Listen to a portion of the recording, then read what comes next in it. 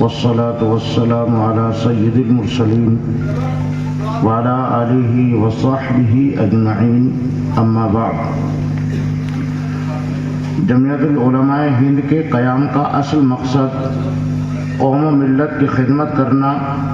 اور شریعت نیز شعائر اسلام کے تحفظ کی حد الوسع کوشش کرنا ہے۔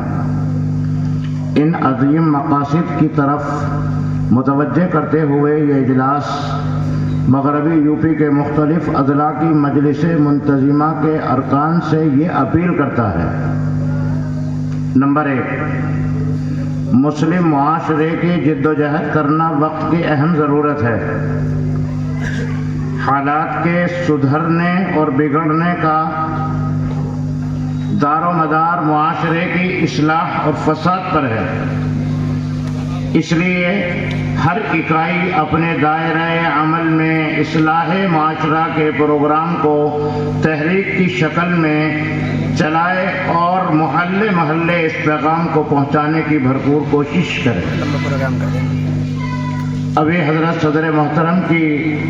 تقریر اور خطاب کے اندر یہ اہم عنصر تھا اور یہ ہماری خاص ذمہ داری ہے اور ہمارے لیے یہ سبق ہے۔ نمبر 2، فرقہ پرستی سے ملک کو ماضی میں بھی نقصان پہنچا ہے اور حال میں بھی اس کی تباہ کاریاں ہمارے سامنے ہیں، اس لیے اس کی ہر سطح پر بھرپور مخالفت کی جائے اور کسی بھی طبقے کی طرف سے پھیلائی گئی فرقہ پرستی کی ہرگز تائید نہ کی جائے، بلکہ ملک کے تمام طبقات کو جوڑنے اور ان کے درمیان میں الفت و محبت، اعتماد و اپنائیت پیدا کرنے کی بھرپور کوشش کی جانی چاہیے۔ اگر فرقہ پرست لوگ مسلمانوں کو فرقہ پرستی کا شکار بنائیں تو حتی الامکان اپنے جذبات کو قابو میں رکھیں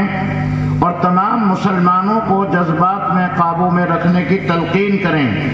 کیونکہ فرقہ پرست طبقے کو اپنے ناپاک اداروں میں ناکام بنانے کی یہی بہترین اور مثبت صورت ہے۔ نمبر 3، عصری تعلیمی ادارے قائم کیے جائیں جن میں اسلامی ماحول میں نرسری سے لے کر مڈل اور سیکنڈری تک کی تعلیم کا بہترین نظم ہو۔ اس کی جانب جمعیت العلماء ہند سے ہر وابستہ مسلمان، خاص طور سے علماء کرام خصوصی طور پر متوجہ ہوں اور اپنی سرپرستی میں جدید عصری تعلیمی ادارے قائم کریں یا اپنی نگرانی میں قائم کرائیں۔ نمبر 4، ملک کی موجودہ صورتحال میں خاص طور پر مسلم بچیوں کے لیے درجہ 8 کے بعد الگ تعلیمی ادارے قائم کیے جائیں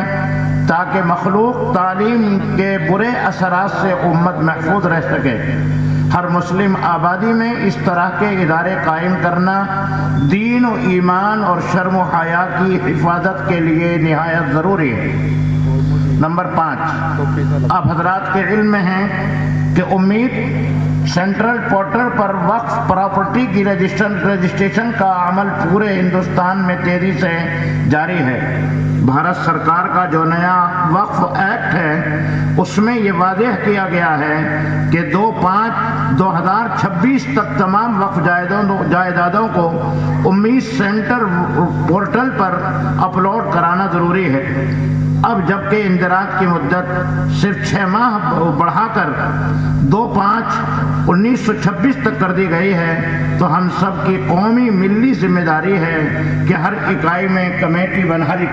کمیٹی بنا کر اس کام کو انجام دیں اور جن اوقاف کا اندراج باقی رہ گیا ہے اس کو پوری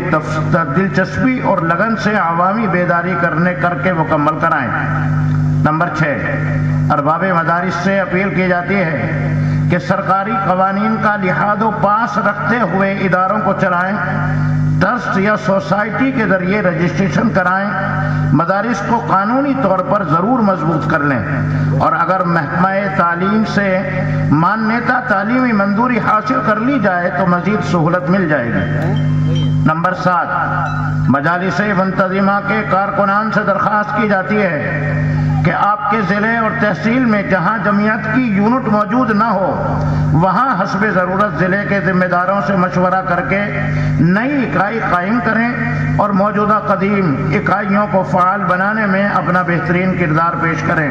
اور 6 ماہی رپورٹ مقامی جمعیت، ضلع جمعیت کو اور ضلع جمعیت صوبے کو ضرور بھیجیں۔ والسلام۔